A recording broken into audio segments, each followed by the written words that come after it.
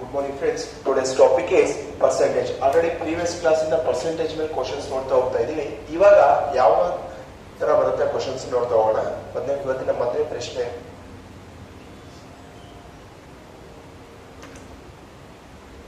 Okay, ಇಲ್ಲಿ ನೋಡಿ ಇವತ್ತಿನ ಮೊದಲನೇ ಪ್ರಶ್ನೆ ಏನು ಅಂದ್ರೆ two students appear at an exam. ಅಂದ್ರೆ ಇಬ್ರು ಸ್ಟೂಡೆಂಟ್ಸ್ ಒಂದು ಎಕ್ಸಾಮ್ ಅನ್ನ ಬರೀತಾರಂತೆ. One of them secure 5 marks more. ಒಬ್ರು ಏನ್ ಮಾಡ್ತಾರಂತೆ 5 ಮಾರ್ಕ್ಸ್ ಹೆಚ್ಚಿಗೆ ತೆಗಿತಾರಂತೆ. ಆಯ್ತಾ? ಅಂದ್ರೆ ಒಬ್ರು 10 ಮಾರ್ಕ್ಸ್ ತೆಗೆದ್ರೆ ಇನ್ನೊಬ್ರು 15 ಮಾರ್ಕ್ಸ್, ಇನ್ನೊಬ್ರು 5 ಮಾರ್ಕ್ಸ್ ತೆಗೆದ್ರೆ ಇನ್ನೊಬ್ರು 10 ಮಾರ್ಕ್ಸ್, ಆ ತರ ಸ್ಕೋರ್ ಮಾಡ್ತಾರಂತೆ. ಹಾಗಾದ್ರೆ more than the other and his marks was 60%. ಅಂದ್ರೆ ಒಬ್ಬೊಂದು ಎಷ್ಟು ಪರ್ಸೆಂಟೇಜ್ ಇರುತ್ತಂತೆ? 60% ಇರುತ್ತೆ. ಹಾಗಾದ್ರೆ of the sum of their marks ಹಾಗಾದ್ರೆ the marks obtained by them are, ಹಾಗಾದ್ರೆ ಎಷ್ಟು obtain ಮಾಡಿರ್ತಾರೆ ಇಂಡಿವಿಜುವಲ್ ಆಗಿ. ಒಬ್ಬ ಫಸ್ಟ್ನೇ ಎಷ್ಟು ಮಾರ್ಕ್ಸ್ ತೆಗೆದಿರ್ತಾನೆ, ಎರಡನೇ ಎಷ್ಟು ಮಾರ್ಕ್ಸ್ ತೆಗೆದಿರ್ತಾರೆ. ಓಕೆನಾ? ಅಂದ್ರೆ ಇಬ್ರು ಇರ್ತಾರಂತೆ. ಅದರಲ್ಲಿ ಒಬ್ಬ ಎಷ್ಟು ಪರ್ಸೆಂಟೇಜ್ ಸ್ಕೋರ್ ಮಾಡ್ತಾನೆ? 60%. ಇನ್ನೊಬ್ರು ಎಷ್ಟು ಸ್ಕೋರ್ ಮಾಡ್ತಾರೆ? ಎಷ್ಟಪ್ಪ? 40%. ಈಗ ಇವ್ರ ನಡುವೆ ಎಷ್ಟು ಮಾರ್ಕ್ಸ್ ಡಿಫರೆನ್ಸ್ ಇದೆ ಅಂತ? 5 ಮಾರ್ಕ್ಸ್ ಡಿಫರೆನ್ಸ್ ಇದೆ ಅಂತೆ. ಆ 5 ಮಾರ್ಕ್ಸ್ ಡಿಫರೆನ್ಸ್ ಇರೋ ಎಷ್ಟು ಪರ್ಸೆಂಟೇಜ್? 20%. ಆ 20% ಅಂದ್ರೆ ಏನು ಗೊತ್ತಾಯ್ತಾ? ಈಗ ಟೋಟಲ್ 60% ಇರುತ್ತೆ. 60% ಅಲ್ಲಿ ಒಬ್ರು 40% ಸ್ಕೋರ್ ಆಗಿರುತ್ತೆ, ಇನ್ನೊಬ್ರದು 60% ಸ್ಕೋರ್ ಆಗಿ ಇನ್ನೊಬ್ರು 40 ಆಗಿರುತ್ತೆ. ಹಾಗಾದ್ರೆ ಇವ್ರ ನಡುವಿನ ಡಿಫರೆನ್ಸ್ ಕೊಟ್ಟಿದ್ದಾರೆ. ಎಷ್ಟು ವ್ಯತ್ಯಾಸ ಇರುತ್ತಂತೆ? 5 ಮಾರ್ಕ್ಸ್ ಡಿಫರೆನ್ಸ್ ಇರುತ್ತಂತೆ. ಹಾಗಾದ್ರೆ ಆ 5 ಮಾರ್ಕ್ಸ್ ಅಂದ್ರೆ ಎಷ್ಟು? 20%. ಹಾಗಾದ್ರೆ ಇದು ಎಷ್ಟು ಇಂಟೋಗುತ್ತೆ? ಎಷ್ಟು? 4 ಸತಿ ಅಲ್ವಾ? ಹಾಗಾದ್ರೆ 60% ಅಂದ್ರೆ ಎಷ್ಟು? ಇಂಟು 4 ಮಾಡ್ತಾರೆ. 64 ಸರ್ 240. ಇದು 160 ಬರ್ತಿದೆ. ಓಕೆನಾ? ಇವಾಗ ಏನ್ ಮಾಡ್ಬೇಕು? ಯು ಕ್ಯಾನ್ ಸಿಂಪ್ಲಿಫೈ ಮಾಡ್ಬೋದಾ? ಯಾವ ತರ ಸಿಂಪ್ಲಿಫೈ ಮಾಡ್ತೀರಾ?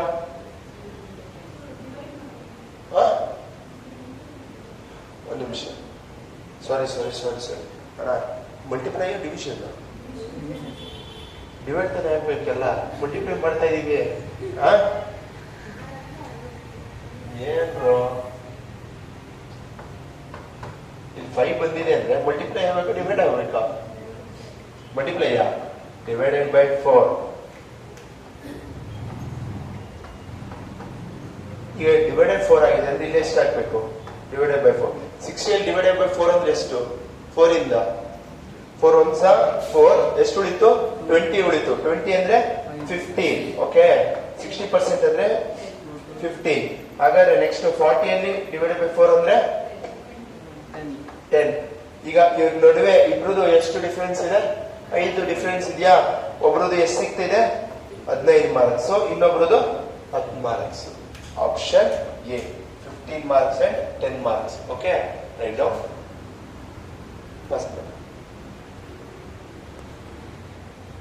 ಓಕೆ, ಇಲ್ಲಿ ನೋಡಿ, 2 students appear at the examination. One of them secured 112 marks more than the other. His marks are 72% of there are marks. The marks obtained by them are, ಹಾಗಾದ್ರೆ ಎಷ್ಟು marks score ಮಾಡ್ತಾರೆ ಅಂತ ಕೇಳ್ತಿದ್ದಾರೆ. Okay, ಇಲ್ಲಿ ನೋಡಿ, ಎಷ್ಟು ಜನ ಇರ್ತಾರಂತೆ ಇಲ್ಲಿ ಹುಡುಗರು? ಇಬ್ರು ಹುಡುಗರು ಇರ್ತಾರಂತೆ. ಅವರು ಎಷ್ಟು ಮಾರ್ಕ್ಸ್ ನ ಸ್ಕೋರ್ ಮಾಡ್ತಾರೆ ಅಂತ ಕೇಳ್ತಿದ್ದಾರೆ. ಹಾಗಾದ್ರೆ ಒಬ್ರು ಎ ಅಂತ ಇರ್ತಾರೆ, ಇನ್ನೊಬ್ರು ಬಿ ಅಂತ ಇರ್ತಾರೆ.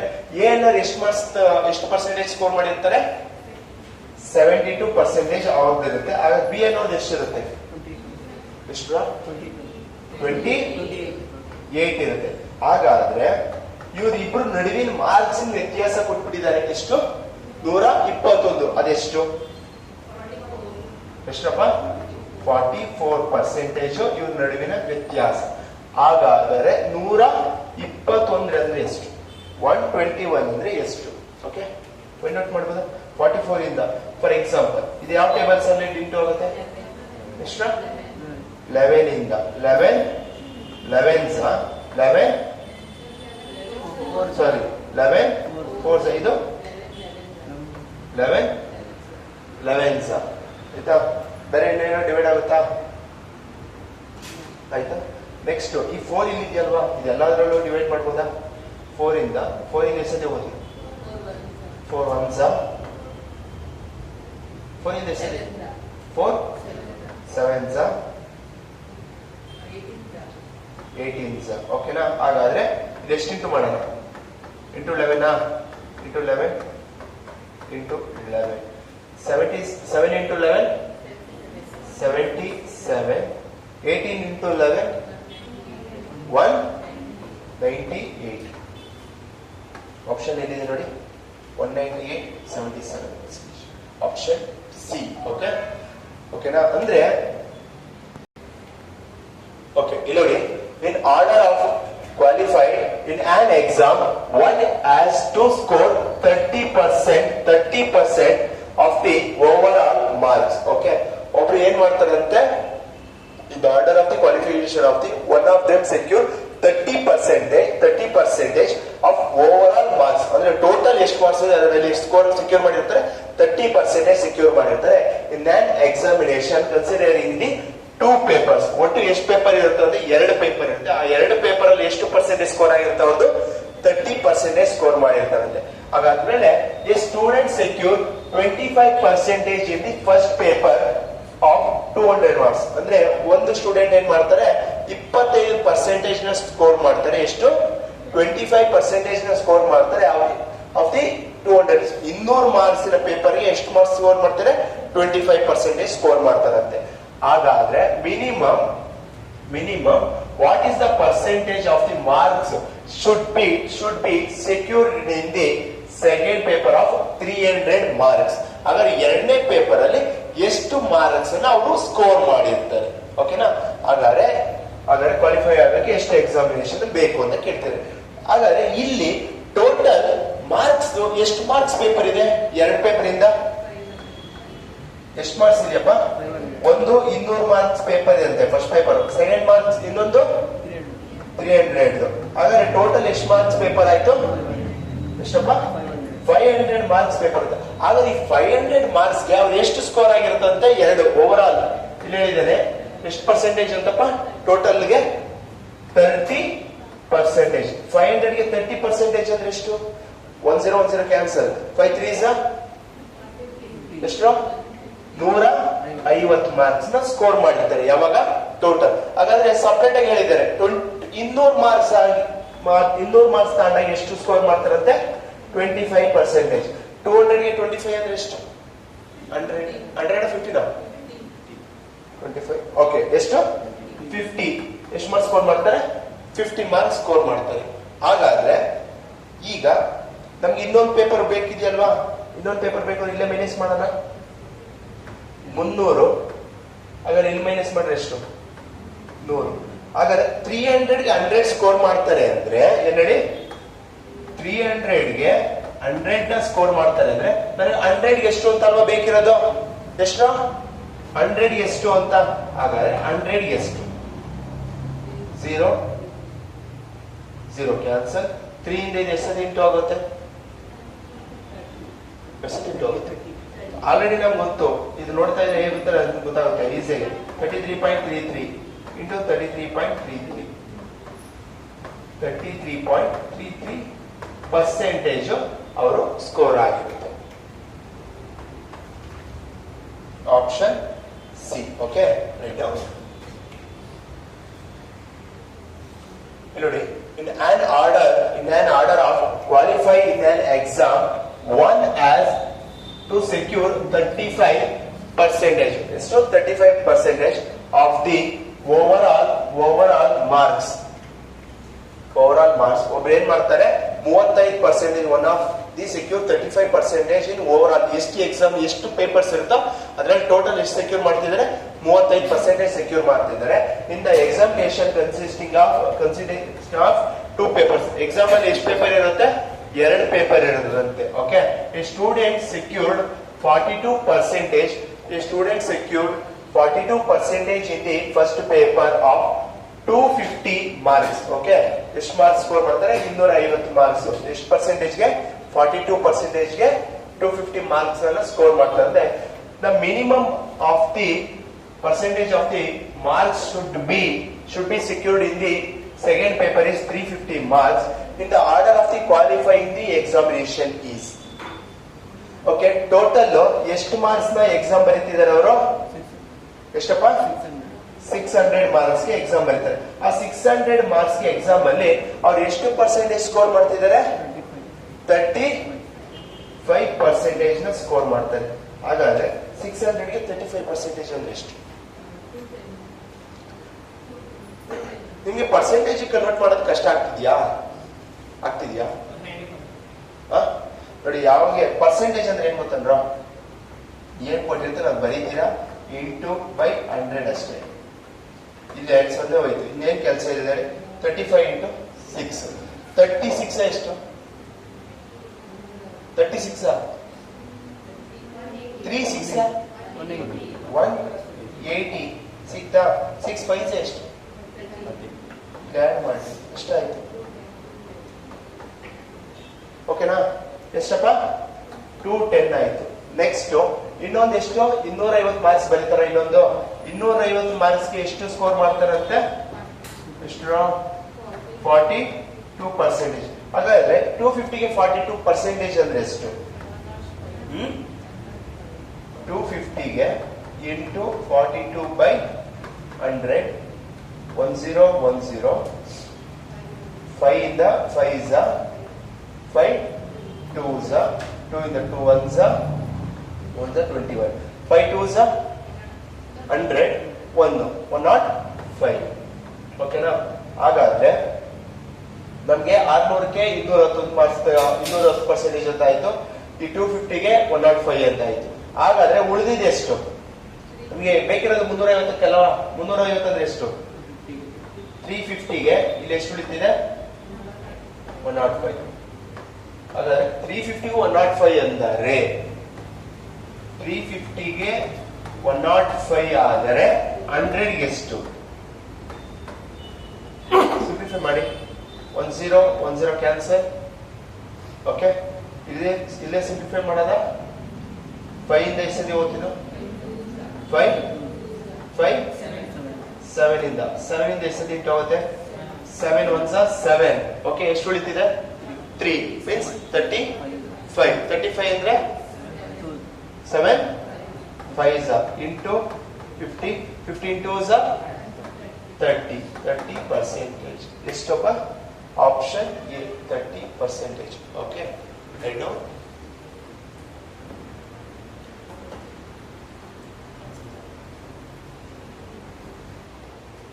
ಇಲ್ಲಿ ನೋಡಿ, Ganesh scores 35% marks in an exam and failed by 15 marks. Okay, and then he secured 45%. He gets 9 marks more than passing marks. Okay, ಹಾಗಾದ್ರೆ what is the passing marks in the examination? ಹಾಗಾದ್ರೆ pass ಆಗಕ್ಕೆ ಎಷ್ಟು marks ಅವನು score ಮಾಡಬೇಕು? ಇಲ್ಲಿ ನೋಡಿ, ಅವನು ತೆಗಿತಾ ಇರೋದು ಎಷ್ಟು ಮಾರ್ಕ್ಸ್? 35%. ಈ 35% ಪಾಸ್ ಫೇಲ್? ಪಾಸ್ ಅಲ್ಲ, ಫೇಲ್ ಅಲ್ಲ, ಫೇಲ್ ಗಿಂತ ಕಮ್ಮಿ. ಓಕೆನಾ? ನೆಕ್ಸ್ಟ್ ಅವನು ಇನ್ನೊಂದು ಪರ್ಸೆಂಟೇಜ್ ಸ್ಕೋರ್ ಮಾಡಿದ್ರೆ ಏನಂತ ಹೇಳ್ತಿದ್ರೆ, ಇನ್ನೊಂದು ಏನ್ ಹೇಳಿದ್ರು, 45% ತೆಗೆದಿದ್ರೆ ಅವನು ಪಾಸ್ ಗಿಂತ ಜಾಸ್ತಿ ತೆಗಿತಿದ್ದ. ಹಾಗಾದ್ರೆ ಈ 35ರಿಂದ 45 ನಡುವೆ ಯಾವ್ದೋ ಪರ್ಸೆಂಟೇಜ್ ತಾನೇ ಪಾಸಿಂಗ್. ನನ್ಗೆ ಅದು ಗೊತ್ತಿಲ್ಲ ಅಲ್ವಾ, ಪಾಸ್ ಅಂತ ಬರ್ಕೊಂಡ್ಬಿಡ್ತೀನಿ ಎಷ್ಟು ಪರ್ಸೆಂಟೇಜ್. ನೋಡ್ರಿ, ಇದೇನಿದು? ಫೇಲ್ಗಿಂತ ಲೆಸ್ಸು. ಇದು ಪಾಸ್ಗಿಂತ ಮೋರು. ಹಾಗಾದ್ರೆ ಇಲ್ಲಿಂದ ಇಲ್ಲಿಗೆ ಪಾಸಿಂಗ್ ಮಾರ್ಕ್ಸ್, ಈ ತೆಗೆದಿರೋದಕ್ಕೂ ಪಾಸಿಂಗ್ ಮಾರ್ಕ್ಸ್ಗೂ ಎಷ್ಟು ಮಾರ್ಕ್ಸ್ ನ ಕಮ್ಮಿ ಹೆಚ್ಚಿಗೆ ಇದೆ? ಇಲ್ಲಿಂದ ಇಲ್ಲಿಗೆ ಎಷ್ಟು ಇರೋದು? 15 ಮಾರ್ಕ್ಸ್, 15 ಮಾರ್ಕ್ಸ್. ನೆಕ್ಸ್ಟ್ ನೋಡಿ ಅವ್ರು ಹೇಳಿದ್ದಾರೆ 35% ತೆಗೆದಿರೋದ್ರಿಂದ ಪಾಸಿಂಗಿಗೆ 15 ಮಾರ್ಕ್ಸ್ ಕಮ್ಮಿ ತೆಗೆದಾನೆ ಅಂತ. 15 ಮಾರ್ಕ್ಸ್ ಕಮ್ಮಿ ತೆಗೆದಂತಾನೆ. ಹಾಗಾದ್ರೆ ನೆಕ್ಸ್ಟ್ ಇಲ್ಲೇನ್ ಹೇಳ್ತಿದ್ದಾರೆ, ಪಾಸಿಂಗ್ ಗಿಂತ ಎಷ್ಟು ಮಾರ್ಕ್ಸ್ ಜಾಸ್ತಿ ತೆಗಿತಾವನೆ? 45% ತೆಗೆದ್ರೆ 9 ಮಾರ್ಕ್ಸ್. ಓಕೆನಾ? ಈಗ ಮಧ್ಯ ಇಲ್ಲಿ ಪಾಸ್ ಆಗ್ತದ, ಇದೆಷ್ಟೋ ಮಾರ್ಕ್ಸ್ ತೆಗೆದ್ರೆ ಪಾಸ್ ಆಗ್ತಿದೆ, ಇಲ್ಲ ಎಷ್ಟೋ ಪರ್ಸೆಂಟೇಜ್ ಇದ್ರೆ ಪಾಸ್ ಆಗ್ತಿದ್ದ. ಆದ್ರೆ ಏನ್ ಮಾಡ್ತಿದ್ರೆ 35. ಹಾಗಾದ್ರೆ ಇಲ್ಲಿ ಪರ್ಸೆಂಟೇಜ್ ಅಲ್ಲಿ ಎಷ್ಟು ಡಿಫ್ರೆನ್ಸ್ ಇದೆ? ಎಷ್ಟು ಡಿಫ್ರೆನ್ಸ್? 10%. ಹಾಗಾದ್ರೆ 10% ಅಂದ್ರೆ ಎಷ್ಟು? 15 + 9 20. 35 ಅಂದ್ರೆ ಏನಾದ್ರೂ ಫೈಂಡ್ ಔಟ್ ಮಾಡಿ, ಅಥವಾ 45 ಅಂದ್ರೆ ಏನಾದ್ರೂ ಫೈಂಡ್ ಔಟ್ ಮಾಡಿ. ಯಾವ್ದು ಫೈಂಡ್ ಔಟ್ ಮಾಡ್ತೀರಾ? 35 ಮಾಡ್ತೀರಾ 45 ಮಾಡ್ತೀರಾ? 35 ಮಾಡ್ತೀರಾ? Okay okay. ಇಲ್ಲಿ ನೋಡಿ ಸಿಂಪ್ಲಿಫೈ ಮಾಡಿ. 5 ಎಷ್ಟದೇ ಹೋಗ್ತದೆ? 5 2s 7s. 2 ಇಂದ ಇದು 2 12s. ಹಾಗಾದ್ರೆ 7 12s ಎಷ್ಟು? 12 7s 84. ಹಾಗಾದ್ರೆ 35% ಅಂದ್ರೆ ಎಷ್ಟು? 84 ಮಾರ್ಕ್ಸ್. ಈಗ ಅವನು ಎಷ್ಟು ಮಾರ್ಕ್ಸ್ ತೆಗೆದಿದ್ದಾನೆ? 84 ಮಾರ್ಕ್ಸ್ ತೆಗೆದಿದ್ದಾನೆ. ಇಲ್ಲಿಗೆ ಪಾಸ್ ಆಗ್ಬೇಕಲ್ವಾ? ಇಲ್ಲಿಂದ ಇಲ್ಲಿಗೆ ಎಷ್ಟು ಮಾರ್ಕ್ಸ್ ಇನ್ನು ಆಡ್ ಆಗಬೇಕು? 15 ಮಾರ್ಕ್ಸ್. 15 ಮಾರ್ಕ್ಸ್ ಆಡ್ ಆದ್ರೆ ಪಾಸ್ ಆಗ್ತಾರೆ. ಎಷ್ಟು? 99 ಮಾರ್ಕ್ಸ್. ಅರ್ಥ ಆಯ್ತಾ? ಎಷ್ಟು? 99 ಮಾರ್ಕ್ಸ್ ನ ಅವನು ತೆಗೆದ್ರೆ ಪಾಸ್ ಆಗ್ತಾರೆ. ಅಕಸ್ಮಾತ್ ಅವ್ರು ಏನಾದ್ರು ಕ್ವಶನ್ ಅಲ್ಲಿ ಪಾಸಿಂಗ್ ಪರ್ಸೆಂಟೇಜ್ ಏನು ಅಂತ ಕೇಳಿದ್ರೆ ಯಾವ ತರ ಫೈಂಡ್ ಔಟ್ ಮಾಡ್ತೀರಾ? ಟ್ರೈ ಮಾಡಿ. ಓಕೆ, ಇಲ್ಲಿ ನೋಡಿ, Ravi scored 32% marks in an exam and failed by 37 marks. ಹಾಗಾದ್ರೆ 32% ತೆಗೆದ್ರು ಅವ್ರು ಎಷ್ಟು ಮಾರ್ಕ್ಸ್ ಇಂದ ಫೇಲ್ ಆಗ್ತಿದ್ದಾನೆ? 37 ಮಾರ್ಕ್ಸ್ ಇಂದ ಫೇಲ್ ಆಗ್ತಿದ್ದಾರೆ. ಅಂಡ್ ಈ ಸೆಕ್ಯೂರ್ಡ್ 42% ಮಾರ್ಕ್ಸ್. ಅದೇ 42% ಮಾರ್ಕ್ಸ್ ನ ಸ್ಕೋರ್ ಮಾಡ್ತಾರೆ. ಅವಾಗ ಏನಾಗ್ತಿದೆ? ಪಾಸಿಂಗ್ ಪರ್ಸೆಂಟೇಜ್ ಗಿಂತ 13 marks. And he get 30 marks more than to pass. ಅಂದ್ರೆ 42% ತೆಗೆಯೋದ್ರಿಂದ ಅವನು 13 ಮಾರ್ಕ್ಸ್ ಹೆಚ್ಚಿಗೆ ತೆಗಿತಿದ್ದಾನೆ ಪಾಸಿಂಗ್ ಇಂದ. ಹಾಗಾದ್ರೆ what is the passing marks in the exam? ಹಾಗಾದ್ರೆ ಪಾಸ್ ಆಗಕ್ಕೆ ಎಷ್ಟು ಮಾರ್ಕ್ಸ್ ಬೇಕಾಗುತ್ತೆ ಅಂತ ಹೇಳ್ತಿದ್ದಾರೆ. ಓಕೆ, ಇಲ್ಲಿ ನೋಡಿ, ಅವನು ಫೇಲ್ ಆಗಿದ್ದು ಎಷ್ಟು ಪರ್ಸೆಂಟೇಜ್ ಇಂದ? 32. ಹಾಗಾದ್ರೆ ಪಾಸ್ ಆಗಕ್ಕೆ ಎಷ್ಟು? 42. ಹಾಗಾದ್ರೆ ಪಾಸಿಂಗ್ ಎಷ್ಟು ಅಂತ ಗೊತ್ತಿಲ್ಲ. ಇಲ್ಲಿ ಪಾಸ್ ಆಗ್ಬೇಕಾಗಿತ್ತು. ಪಾಸ್ ಇಂದ ಇವ್ನು ಎಷ್ಟು ಮಾರ್ಕ್ಸ್ ಜಾಸ್ತಿ ತೆಗೆದಿದ್ದಾರೆ? ಇಲ್ಲಿ 13 ಮಾರ್ಕ್ಸ್. ಇಲ್ಲಿಂದ ಇಲ್ಲಿಗೆ ಎಷ್ಟು ಮಾರ್ಕ್ಸ್ ಕಮ್ಮಿ ತೆಗೆದವ್ರೆ? 37. ಹಾಗಾದ್ರೆ ಎಷ್ಟು ಪರ್ಸೆಂಟೇಜ್ ಹೆಚ್ಚು ಕಮ್ಮಿ ಇದೆ? 10% ಡಿಫ್ರೆನ್ಸ್ ಇದೆ. ಆ 10% ಡಿಫ್ರೆನ್ಸ್ ಅಂದ್ರೆ ಎಷ್ಟು? 50. ಹಾಗಾದರೆ ನಾನು 32 ಫೈಂಡ್ ಔಟ್ ಮಾಡಬಹುದು ಅಥವಾ 42 ಫೈಂಡ್ ಔಟ್ ಮಾಡಬಹುದು. Any one. ಹೋದ್ಸತಿ ನಾವು ಇಲ್ಲಿಂದ ಫೈಂಡ್ ಔಟ್ ಮಾಡಿದ ಫೇಲ್, ಈಗ ಸರಿ ಪಾಸಿಂಗ್ ನೋಡೋಣ. 42 ಫೈಂಡ್ ಔಟ್ ಮಾಡೋಣ. ಎಷ್ಟತಿ ಇಂಟು ಹೋದ್ರ? ಇಂಟು 5. ಇಲ್ಲಿ ಇಂಟು 5. 4 5s ಎಷ್ಟು? 4 5s 200. 5 2s 10 ಅಂದ್ರೆ 210. ಎಷ್ಟು ಮಾರ್ಕ್ಸ್ ತೆಗೆದಿದ್ದಾರೆ? 210 ಮಾರ್ಕ್ಸ್. ಅಂದ್ರೆ ಇದು 210 ಮಾರ್ಕ್ಸ್ ಆದ್ರೆ ಹೆಚ್ಚಿಗೆ ಎಷ್ಟು ಬಂದ್ಬಿಡುತ್ತೆ? 13 ಮಾರ್ಕ್ಸ್. ಆ 13 ಮಾರ್ಕ್ಸ್ ಬೇಡ ಅಲ್ವಾ ನನಗೆ? ಆ 13 ಮಾರ್ಕ್ಸ್ ತೆಗೆದ್ರೆ ಎಷ್ಟಾಯ್ತು? 197 ಮಾರ್ಕ್ಸ್. 197 ಮಾರ್ಕ್ಸ್ ಅನ್ನ ತೆಗೆದ್ರೆ ಅವನು ಪಾಸ್ ಆಗ್ತಾನೆ. ಓಕೆ ಓಕೆ, ಇಲ್ಲಿ ನೋಡಿ, in an exam 45% students fail in maths. ಏನ್ ಮಾಡ್ತಾರೆ? 45% ಹುಡುಗರು ಮ್ಯಾಥ್ಸ್ ಅಲ್ಲಿ ಫೇಲ್ ಆಗ್ತಾರಂತೆ. 30% ಇನ್ ಇಂಗ್ಲಿಷ್. 30% ಇಂಗ್ಲಿಷ್ ಅಲ್ಲಿ ಫೇಲ್ ಆಗ್ತಾರಂತೆ. ಹಾಗಾದ್ರೆ 20% ಬೋತ್ ಸಬ್ಜೆಕ್ಟ್ಸ್. 20% ಎರಡು ಸಬ್ಜೆಕ್ಟ್ ಅಲ್ಲೂ ಫೇಲ್ ಆಗ್ತಾರಂತೆ. ಹಾಗಾದ್ರೆ what is the passing percentage? ಎಷ್ಟು ಜನ ಪಾಸ್ ಆಗ್ತಾರೆ ಅಂತ ನೋಡಿ. ಇದನ್ನ ಮ್ಯಾಥ್ಸ್ ಅಲ್ಲಿ ಎಷ್ಟು ಜನ ಫೇಲ್ ಆಗ್ತಾರ? ಇಂಗ್ಲಿಷ್ ಅಲ್ಲಿ ಎಷ್ಟು ಫೇಲ್ ಆಗ್ತಾರೆ?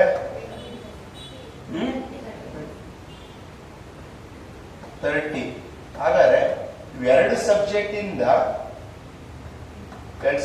ಇಲ್ಲೇ ಆಡ್ ಮಾಡಿದಾಗ ಎಷ್ಟು ಫೇಲ್ ಆಗಿರ್ತಾರೆ ಇಬ್ರು?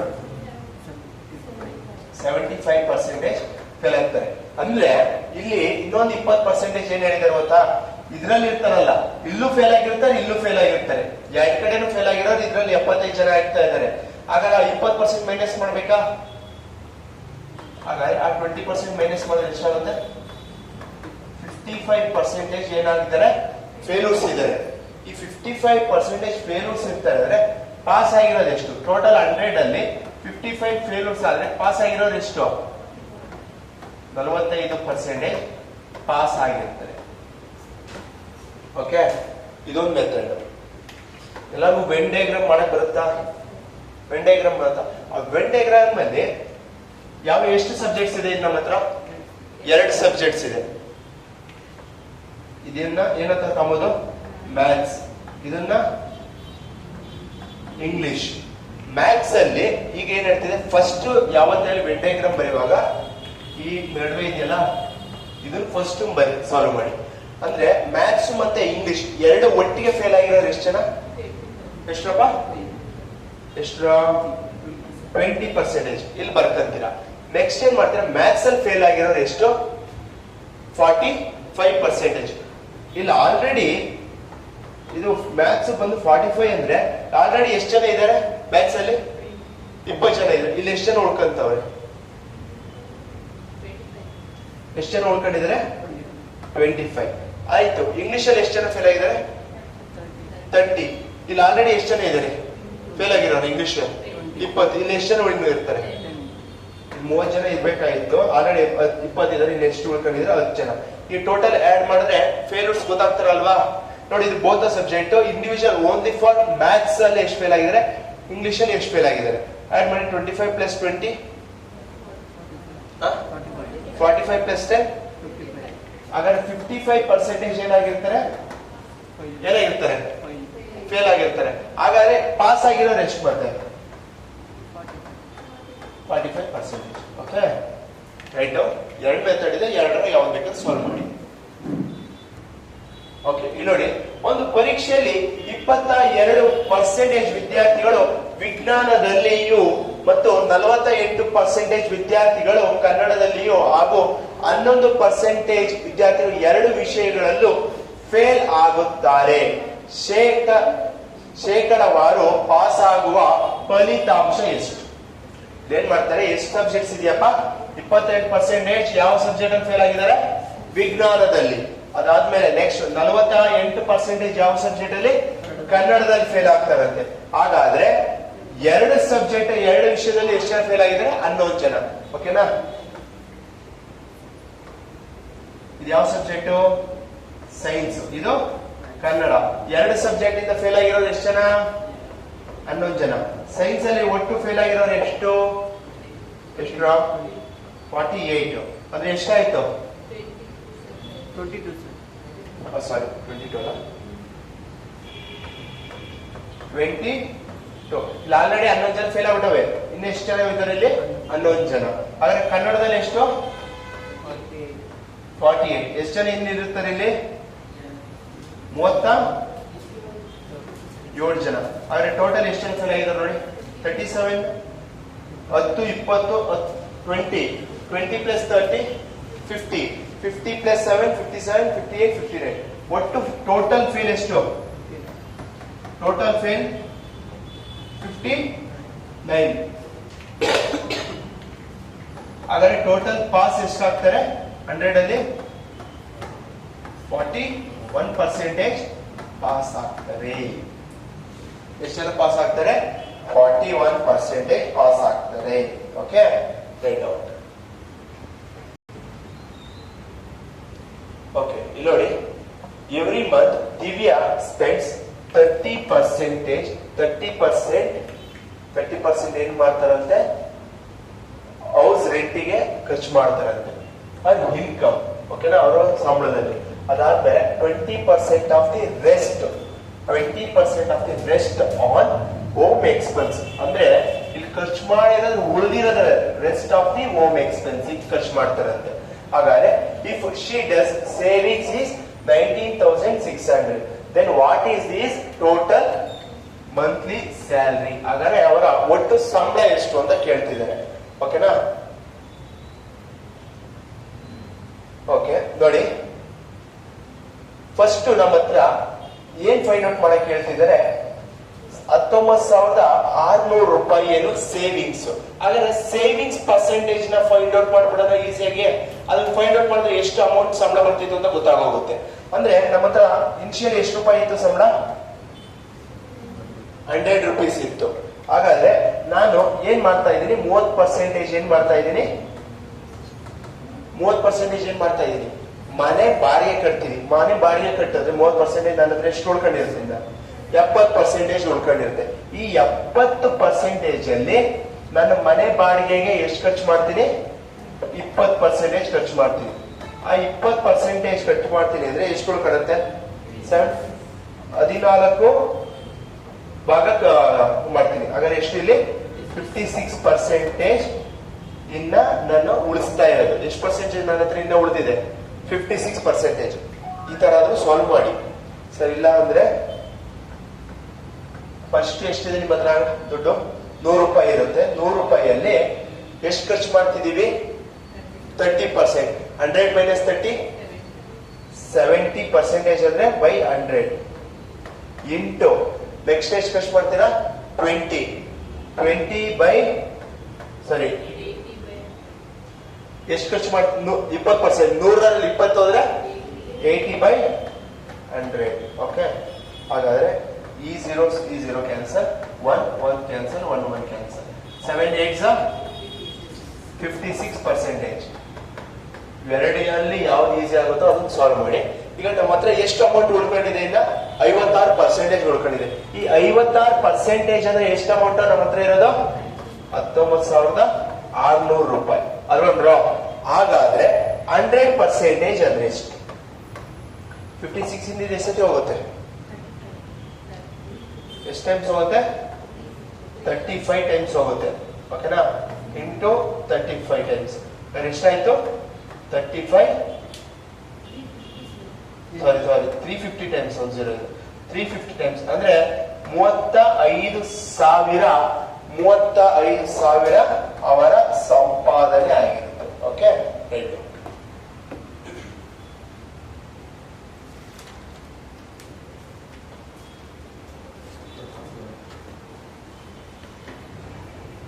ಓಕೆ, ಪ್ರತಿ ತಿಂಗಳು ಕಾವ್ಯ ತನ್ನ ಆದಾಯದ 15% ಮನೆ ಬಾಡಿಗೆಗೆ ಮತ್ತು ಉಳಿದದ್ದಲ್ಲಿ 60% ಅನ್ನು ಮನೆ ಖರ್ಚಿಗೆ ಮಾಡುತ್ತಾರೆ. ಅವಳು 289 ರೂಪಾಯಿ ಉಳಿತಾಯ ಮಾಡಿದರೆ, ಎಷ್ಟು ರೂಪಾಯಿ, 289 ರೂಪಾಯಿ ಉಳಿತಾಯ ಮಾಡಿದರೆ ಅವಳು ಒಟ್ಟು ವಾರ್ಷಿಕ ಆದಾಯವೆಷ್ಟು? ಹಾಗಾದ್ರೆ ಅವರ ಟೋಟಲ್ ಇನ್ಕಮ್ ಎಷ್ಟು ಅಂತ ಹೇಳ್ತಿದ್ದಾರೆ. ಓಕೆ, ಹಾಗಾದ್ರೆ ಇಲ್ಲಿ ನೋಡಿ, ನನಗೆ ಅವರ ಟೋಟಲ್ ಇನ್ಕಮ್ ಎಷ್ಟು ಅಂತ ಗೊತ್ತಿದ್ಯಾ? ಗೊತ್ತಿಲ್ಲ. ಅದನ್ನ ಎಕ್ಸ್ ಅಂತ ತಗೊಂಡ, ಯಾಕೆಂದ್ರೆ ನಾನು ಪರ್ಸೆಂಟೇಜ್ ಫೈಂಡ್ ಔಟ್ ಮಾಡ್ತೀನಲ್ಲ, ಈ ಪರ್ಸೆಂಟೇಜ್ ಮಾಡಕ್ಕಲ್ಲ ಡೈರೆಕ್ಟ್ ಆಗಿ ಮಾಡ್ತೀನಿ. ಆ ಪರ್ಸೆಂಟೇಜ್ 100 ಅಂತ ತಗೊಂತಿದ್ವಲ್ಲ, ಅದನ್ನ ಏನಂತ ತಗೊಂಬೋದು, ಎಕ್ಸ್ ಅಂತ ತಗೊಂತೀನಿ. ಹಾಗಾದ್ರೆ ಎಷ್ಟು ಪರ್ಸೆಂಟೇಜ್ ಮನೆ ಬಾಡಿಗೆ ಖರ್ಚು ಮಾಡ್ತಿದ್ದಾರೆ, 15%. 100 ಮೈನಸ್ 15 85%. 85 ಬೈ 100 ಇಂಟು, ಹಾಗಾದ್ರೆ ಬೇರೆಗೆಲ್ಲ ಖರ್ಚಿಗೆ 60%. 60% ಅಂದ್ರೆ 40 ಬೈ 100 ಇಸ್ ಈಕ್ವಲ್ ಟು, ಹಾಗಾದ್ರೆ ಅವ್ರು ಎಷ್ಟು ಖರ್ಚು ಮಾಡ್ತಿದ್ದಾರೆ ಇಲ್ಲಿ,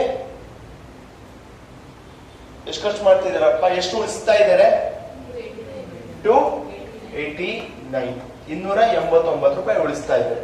ಅಂದ್ರೆ ಇದೇನು, ಫಾರ್ ಎಕ್ಸಾಂಪಲ್ 100% ಫೈಂಡ್ ಔಟ್ ಮಾಡಿದ್ರೆ ಎಷ್ಟು ಪರ್ಸೆಂಟೇಜ್ ಬರ್ತಿದ್ದ ಅದೇ ಅಮೌಂಟ್ ಅಂತ ತಾನೇ ಹೇಳ್ತಾ ಇದ್ದಿದ್ದು. ಹಾಗಾದ್ರೆ ಆ ಎಕ್ಸ್ ಏನು ಅಂತ ಗೊತ್ತಾಯ್ತು ಅಂದ್ರೆ 289 ಅಲ್ವಾ ಇಸ್ ಈಕ್ವಲ್ ಟು ಬರೋದು. ಸೊ ದಟ್ ಸಿಂಪ್ಲಿಫೈ ಮಾಡಿ, 10 ಕ್ಯಾನ್ಸಲ್. 85 ಇಂದ ಯಾವ ಟೇಬಲ್ಸ್,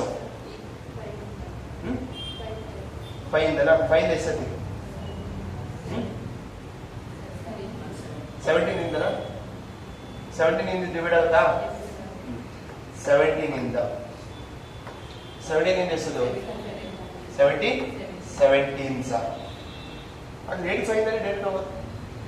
ಸಾರಿ 17 ಇಂದ ಎಷ್ಟೊತ್ತಿ ಹೋಗೋದಿತ್ತು 85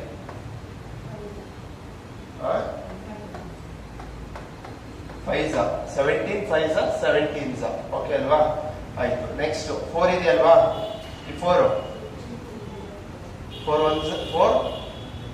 5 ಇಂದ ಸಾರಿ 2 ಇಂದ ಇದು 5 ಕ್ಯಾನ್ಸಲ್. ಓಕೆ ಅಲ್ವಾ.